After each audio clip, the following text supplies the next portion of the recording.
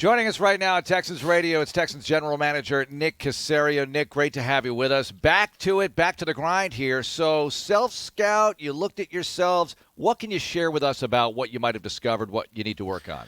Yeah, the way the bye sort of fell sort of midway through the year. So you have 9 games and 9 games of information, but even prior to 9 games, you try to look at what's going on. You kind of break the season up into quarters. So after 4 or 5 games and then another 4 or 5 games. So there were some things that we've done, I would say, fairly well. There's other things, other areas we haven't done as well. I mean, when you look at just the turnovers, we've turned the ball over. We're top 5 or 6 in the league, but conversely, we've turn the ball over offensively, so it's kind of an offset. So at times have been okay in the red area, both sides of the ball. I would say the result of what happened in Miami kind of skewed the red area, I would say, production. So when we've actually offensively been able to get the ball down to the red area, we've been able to sort of get in the end zone at times. And at defensively, vice versa. So some of the situational elements we've done okay. There's some other areas we need to improve, whether it's the run game, the run efficiency offensively. There's some things in a passing game we've been able to do that have given us some chunk plays or some production. So you're really looking at everything, but really what you want to try to do is say, okay, here are 3 or 4 things. If we can improve in these areas, make some incremental progress, then maybe it'll give us a chance, on Sunday to win, regardless of who the opponent is. So it's not specific to the opponent. Right. It's more about your team and the things that you're doing. Without having to travel, without a game on Sunday, it gives you an opportunity to put more eyes on more guys, watching a little bit more film, watch a few more games, really college or NFL. Do you have an opportunity to do that during the bye, Nick? Yeah, absolutely. Saw a bunch of college games over the weekend, both whether it was on television or on the iPad, and then kind of working on the opponent prep as well. So you're really kind of balancing both off, and then just looking at some big picture things, just some planning type things. So it was a great opportunity to do that. The great thing is I could do it with my daughters kind of sitting right next to me, so then there was no issue. So from that perspective, it was fairly productive. Is it different to evaluate a player or a situation when you watch it live versus you're watching a video of it later and you're able to fast forward, speed up? You're watching a live game and you kind of get swept up in the emotion maybe, and you feel the pressure in a different way or sense it in a different way as you're evaluating? When you watch a live game on television, you're saying, okay, I'm going to watch this, but eventually your eyes end up going somewhere else. So what the all 22 enables you to do is really focus on one particular thing, one particular player, or groups of players, and then go back and review it and kind of see it within the context of the play, versus when you're watching it live, you're just kind of seeing the flow of the game. Now, I would say the benefit of technology and the way that they present these games is they go back and they kind of give you a closer look, go back, rewind, rewatch, so you can actually see a few more things. So it just kind of gives you a general overview. You can't really make a true evaluation of a player based on one game and what happened, or you have to be careful about doing that. Getting the whole TV scouting, like anybody can TV scout. So it's just one small component. But to be able to see a mass amount of players, a mass amount of people, what you really try to do is maybe make some notes or observations that you saw during a game. Hey, go back and watch so-and-so. It looked like he was fairly productive, or didn't really know much about this guy, had a productive game. So you can go back and check your notes, and then you can go back and maybe do a further, deeper dive on the individual film study. Nick, I know Sunday was not a great performance from Tyrod, but overall through 9 games, how would you assess the quarterback position with Davis and Tyrod? Yeah, really both players. There's been some good plays and there's been some bad plays. So a little bit up and down. The games, there's been some games where we've taken care of the ball and we've completed passes. I mean, both players have completed a fairly high percentage of passes. Really what we want to try to do is maybe see if we can create some more chunk plays and some more explosive plays. At times, regardless of the game, we've kind of moved the ball, call it 25-25 or 30-30.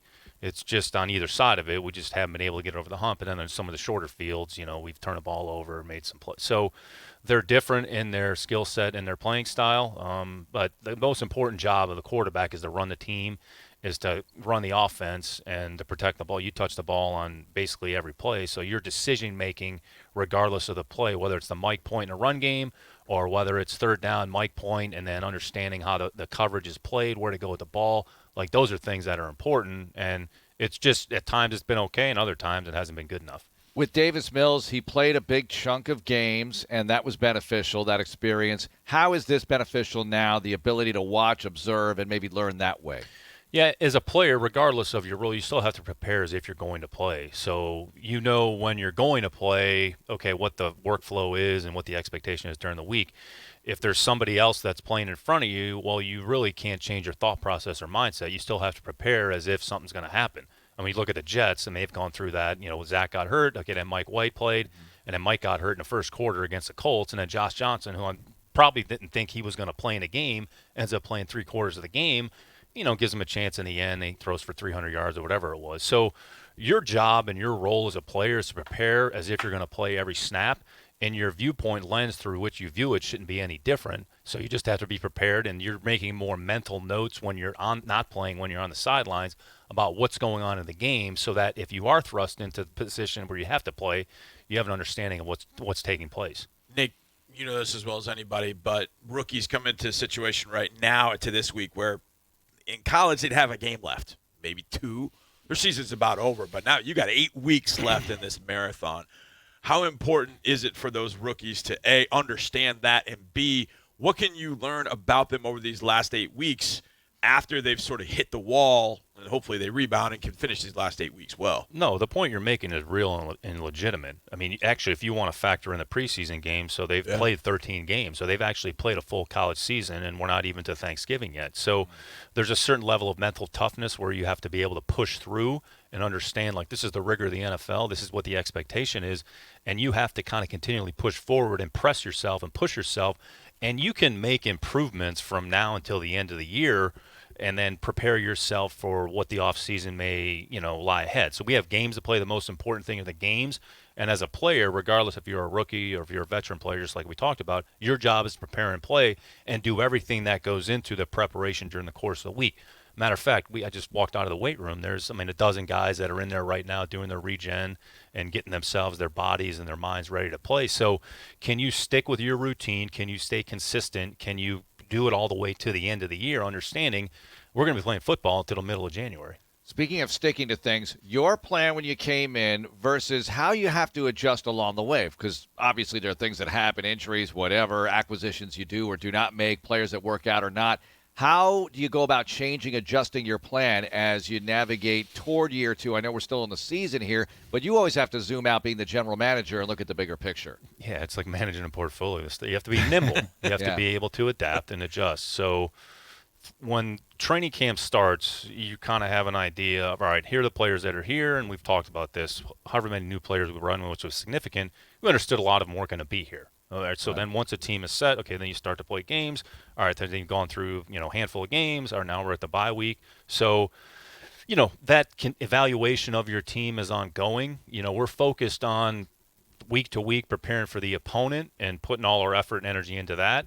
And then there's some things on the periphery as we start to maybe prepare, look ahead. But that's my responsibility. It's not the coaches and players' responsibility.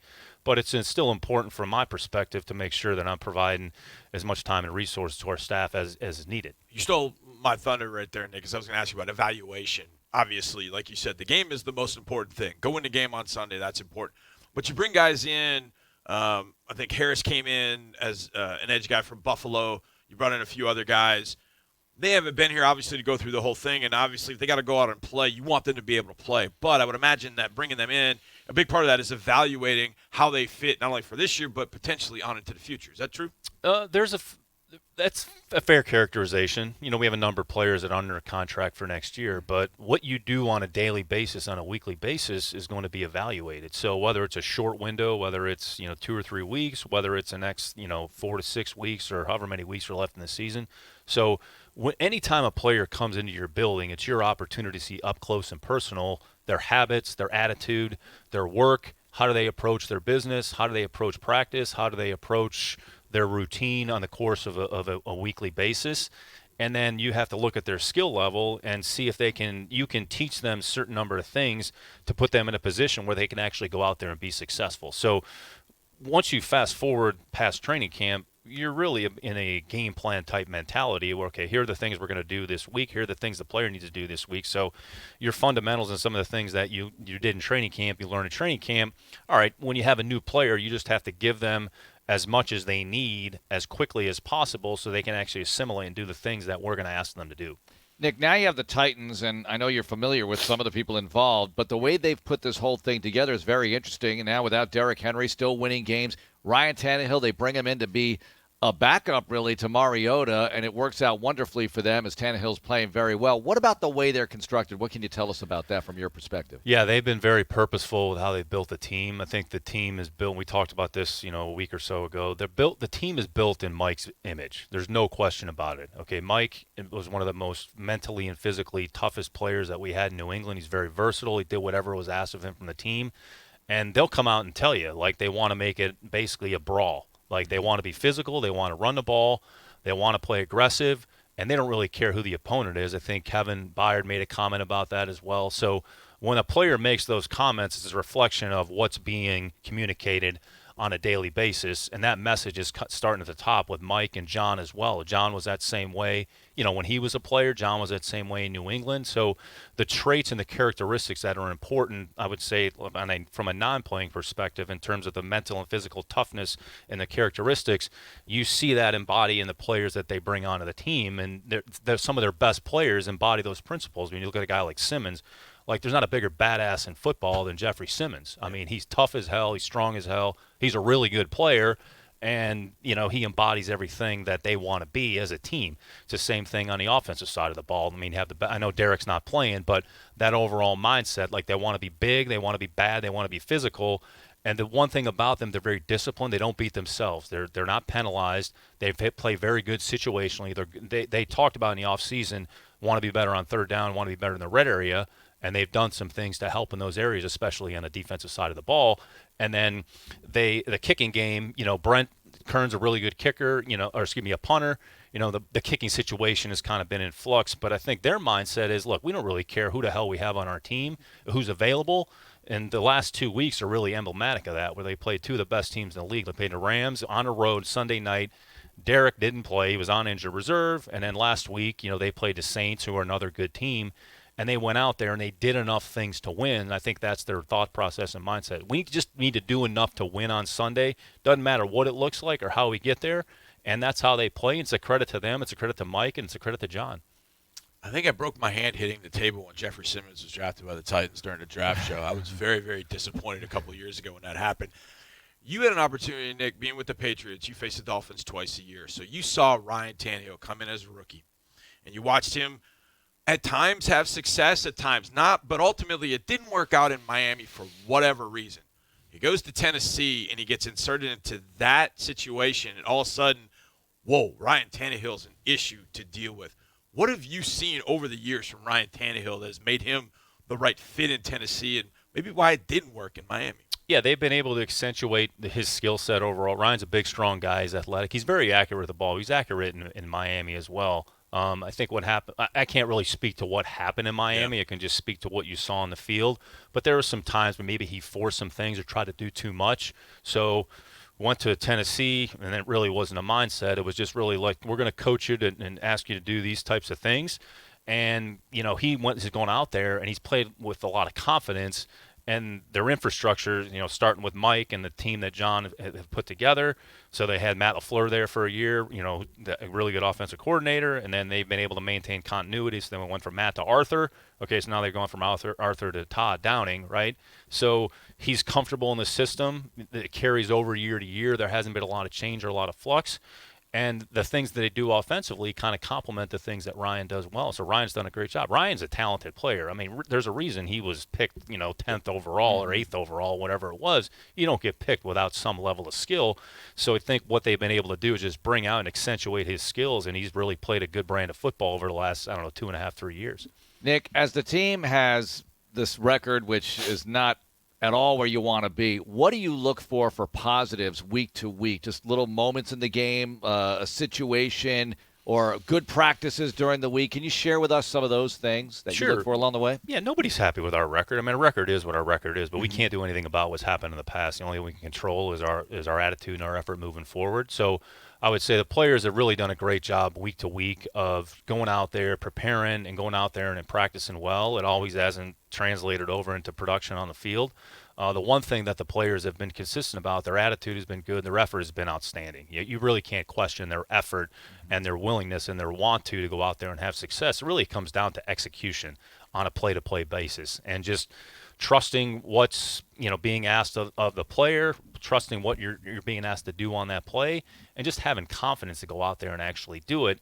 And don't worry about what the result is going to be during the course of the game. At the end of the game, whatever the score is the score. But I think that's the most important thing that all of our players can do, and we're really what we're looking for. So you want to go through your routine, have a good week of practice, go through your process, and then go out there and actually perform. But the bottom line, it comes down to execution. So we have to be able to go out there and execute. It's not one player, one person. It's going to be about a collective effort from our team.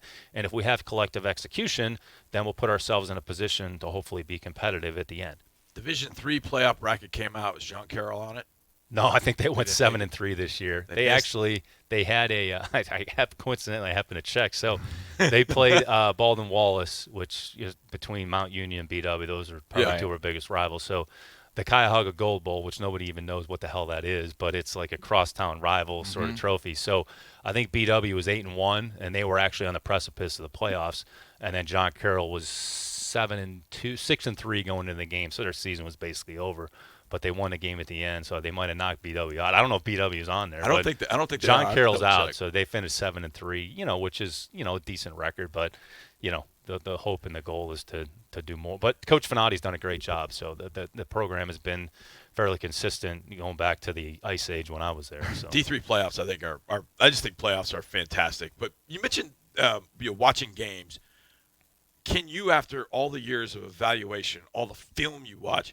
Can you just watch a game just for fun, or are you calling out formations or looking at particular players? Can you watch a game just for fun? It depends what you're watching. So, you're really watching the flow of the game, but when you're accustomed to watching football for, 25, 30 years, you're always looking for something. It might not necessarily be an evaluation. You might see a team run a play or formation and go, what, that's kind of interesting. You make a note about that. So there could be a scheme element or scheme component, and you're not necessarily worried about, okay, where's this guy going to get drafted? Is he going to show up at the East-West game? What's his 40 time going to be? Is he going to jump high? Like, none of those types of things. Right. So it depends on the game and really what you're looking for. But really, it's what is your goal? What are you trying to accomplish? And like we talked about earlier, you just have to be careful about too much stock in what you see in one play and what happens, because there's so much that goes into the evaluation of any player. Why do I imagine your daughters to be like the little girl in Remember the Titans and be total football experts? Please tell me you saw Remember the Titans. No, Nick. I have. Okay, good. My oldest daughter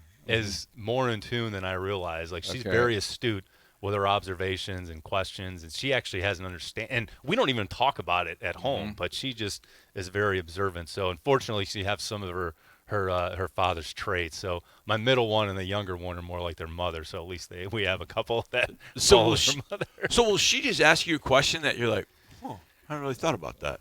Yeah, or she'll say, oh, yeah, so-and-so, didn't play very well last week, or this team beat that team last week. And it's like, how do you know that? Like, we don't even It's talk in the about DNA. It, so she's paying attention. It's there. Nick, thanks a lot. Good luck this week. Thanks, guys. Appreciate it.